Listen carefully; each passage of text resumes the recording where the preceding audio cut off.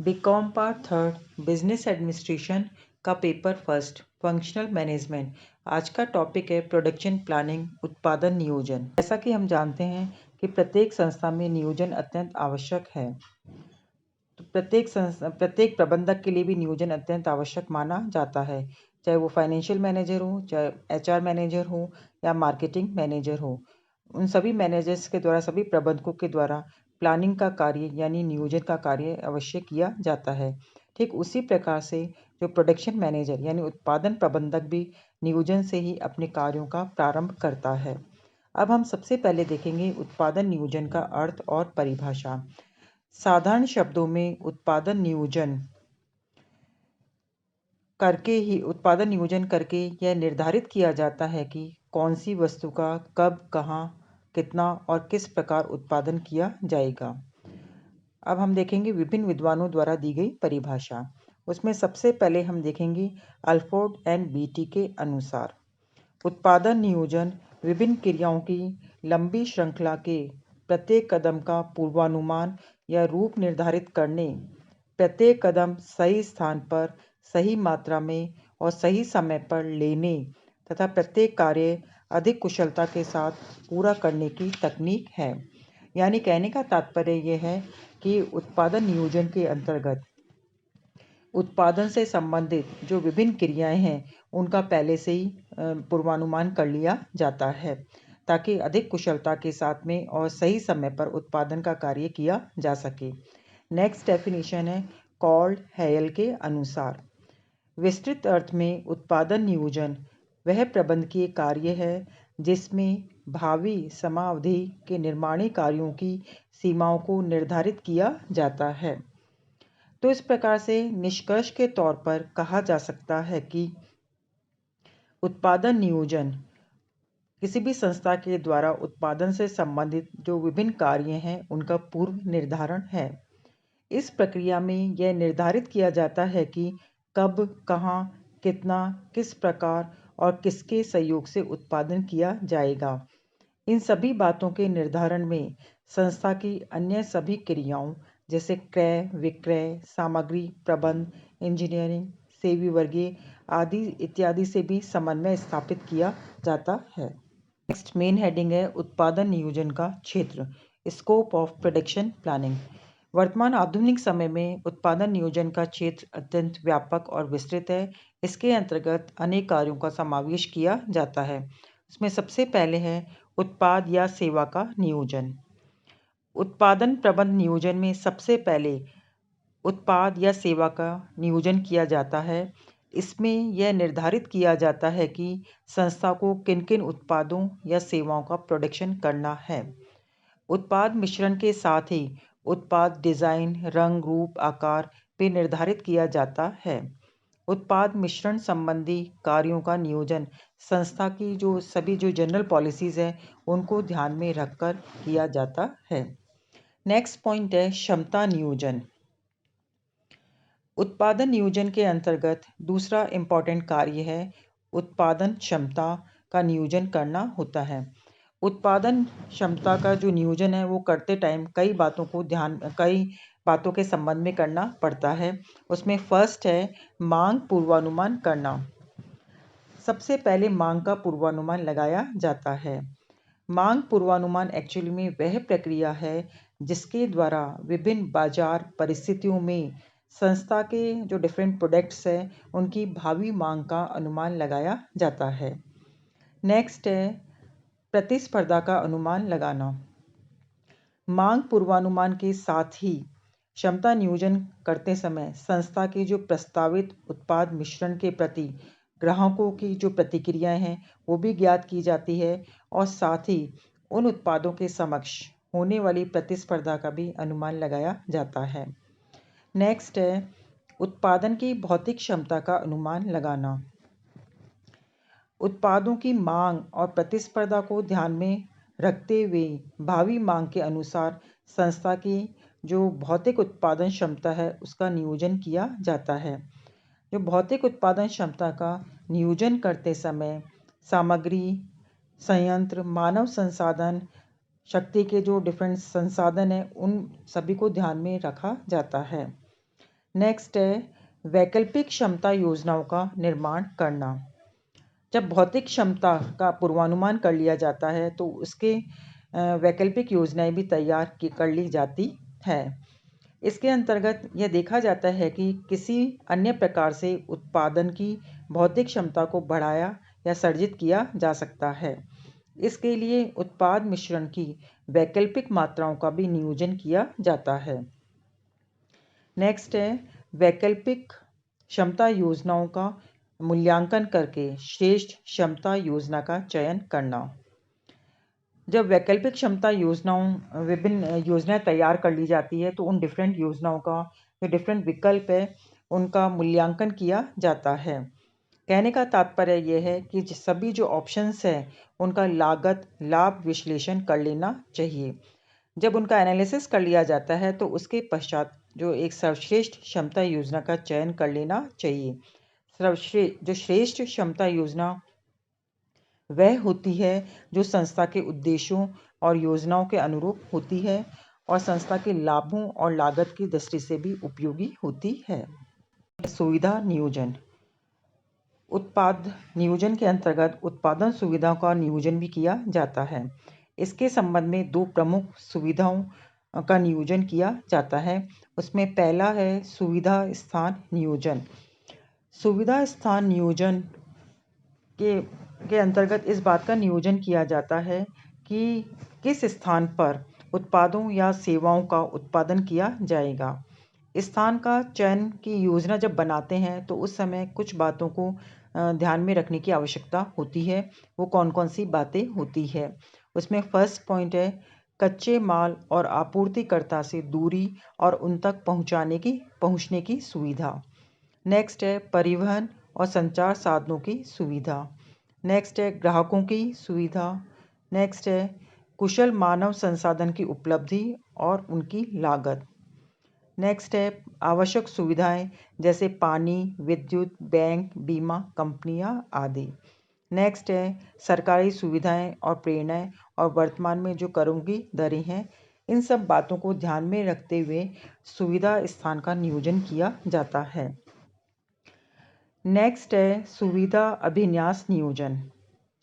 सुविधा अभिन्यास नियोजन के द्वारा यह निर्धारित किया जाता है कि उपलब्ध कार्यस्थल का किस प्रकार सर्वश्रेष्ठ यानी मैक्सिमम यूज़ किया जाएगा। इससे प्रत्येक कार्य के वास्तविक स्थान और कार्य प्रवाह की दिशा स्पष्ट हो जाती है। एक प्रभावशाली सुविधा अभिन्यास में कई बातों का विशेष ध्यान रखना चाहिए। वो कौन कौन सी बातें होती है जैसे उत्पाद की प्रकृति उत्पादन की मात्रा उत्पाद की किस्म उत्पादन प्रक्रिया मशीनों उपकरणों की प्रकृति यंत्रों के अनुरक्षण प्रतिस्थापना की आवश्यकता उपलब्ध कुल स्थान संयंत्र की स्थिति कर्मचारी माल ढोने का मार्ग और प्रवाह आदि इन सभी बातों को ध्यान में रखने की आवश्यकता होती है। प्रौद्योगिकी नियोजन टेक्नोलॉजी प्लानिंग। उत्पादन नियोजन के अंतर्गत टेक्नोलॉजी प्लानिंग भी की जाती है। उत्पादन नियोजनकर्ता को प्रौद्योगिकी या तकनीकी के प्रकार और मात्रा दोनों का ही नियोजन करना चाहिए। प्रौद्योगिकी पूर्णतः श्रम प्रधान और पूर्णतः पूंजी प्रधान पाई जाती है। वर्तमान युग में पूंजी प्रधान प्रौद्योगिकी का स्वरूप निरंतर बदलता रहता है। अतः प्रोडक्शन प्लानिंग करने वाले को यह निर्धारित करना पड़ता है कि किस प्रकार की तकनीक का उपयोग करना होगा यानी श्रम प्रधान तकनीक होगी या पूंजी प्रधान तकनीक होगी इसको डिसाइड कर लेने की आवश्यकता होती है। नेक्स्ट पॉइंट है स्कंध नियोजन इन्वेंट्री प्लानिंग। स्कंध नियोजन के अंतर्गत इस बात का नियोजन किया जाता है कि स्कंध का आदेश कब और कितनी अवधि बाद दिया जाएगा और स्कंध का स्तर कितना बनाए रखा जाएगा। नेक्स्ट है संसाधन प्रवाह नियोजन। उत्पादन नियोजन के लिए डिफरेंट रिसोर्सेज जैसे कच्चा माल है या मशीन यंत्र उपकरण आदि का जो फ्लो है प्रवाह है इसका भी नियोजन किया जाता है। इससे माल उपकरण आदि निर्माण प्रक्रिया के क्रम में यथा समय पहुंचाने में मदद मिलती है। नेक्स्ट है संसाधन अनुसूचन नियोजन। उत्पादन नियोजन के अंतर्गत ही संसाधनों के अनुसूचन का नियोजन भी शामिल होता है।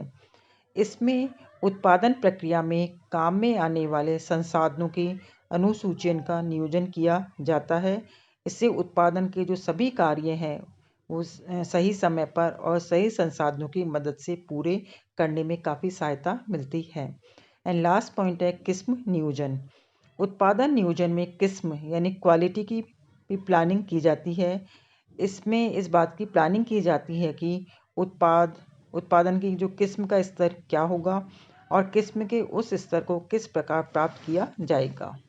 नेक्स्ट मेन हेडिंग है उत्पादन नियोजन की प्रक्रिया, प्रोसेस ऑफ प्रोडक्शन प्लानिंग। उत्पादन नियोजन के लिए उत्पादन प्रबंधक को डिफरेंट स्टेप्स उठाने की आवश्यकता होती है। वो डिफरेंट स्टेप्स कौन कौन से होते हैं, उसमें फर्स्ट पॉइंट है समंकों और सूचनाओं का संकलन। उत्पादन नियोजन करने के लिए सबसे पहले उत्पादन प्रबंधक को कुछ आवश्यक समंक यानी डेटा और इंफॉर्मेशन कलेक्ट करने की आवश्यकता होती है। ये समंक और सूचनाएं उत्पाद की मांग की प्रकृति, उत्पाद मिश्रण की आवश्यकता, बाजार की प्रतिस्पर्धात्मक स्थिति, उपभोक्ताओं की रुचि, फैशन आवश्यकता, उत्पादित किए जाने वाले उत्पाद, उपलब्ध उत्पादन क्षमता इत्यादि से संबंधित होती है। सूचनाएं और समंक डिफरेंट सोर्सेज से कलेक्ट किए जा सकते हैं।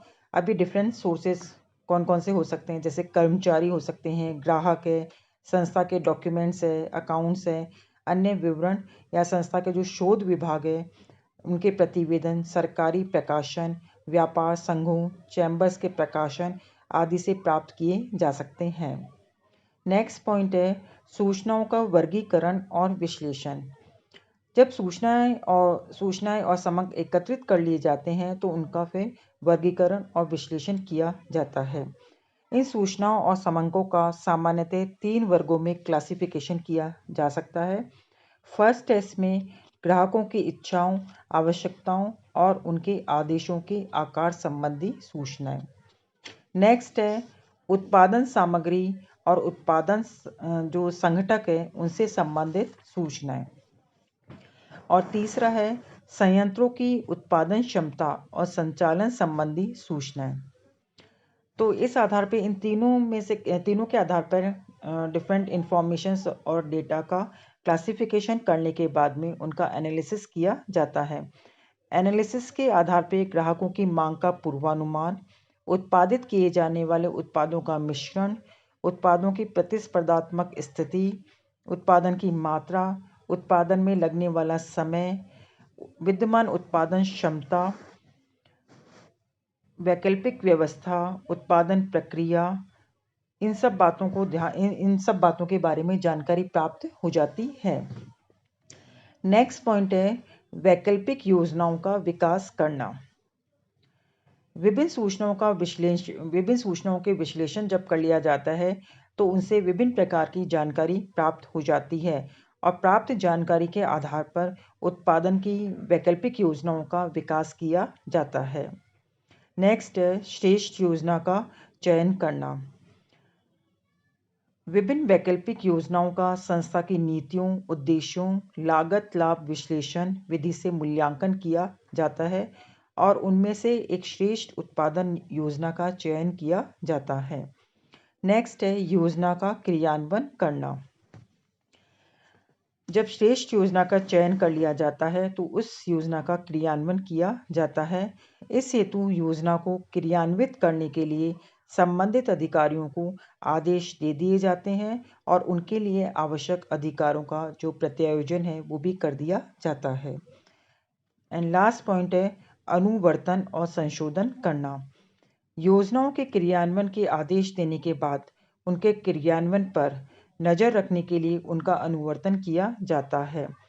इससे उनके क्रियान्वयन में जो आने वाली कठिनाइयां हैं, समस्या हैं, उनके बारे में जानकारी प्राप्त हो जाती है और जो कठिनाइयां हैं और समस्या उनको दूर किया जा सकता है और उनमें कुछ संशोधन भी किया जा सकता है।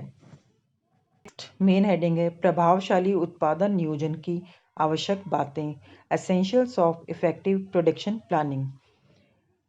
प्रभावशाली उत्पादन नियोजन उत्पादन प्रबंधन की कुशलता के लिए नहीं बल्कि संपूर्ण संस्था की सफलता के लिए आवश्यक है। इसीलिए प्रभावशाली उत्पादन नियोजन में कौन कौन सी बातें होनी चाहिए, उनमें से कुछ इस प्रकार से है। फर्स्ट पॉइंट है स्पष्ट उद्देश्य। उत्पादन नियोजन जब भी किया जाता है तो किसी न किसी उद्देश्य के लिए किया जाता है। तो उद्देश्य बिल्कुल क्लियर होना चाहिए, स्पष्ट होना चाहिए, ताकि उद्देश्यों को समझने और उनकी पूर्ति के लिए किए गए प्रयासों में सुविधा हो सके। नेक्स्ट है मांग पूर्वानुमान।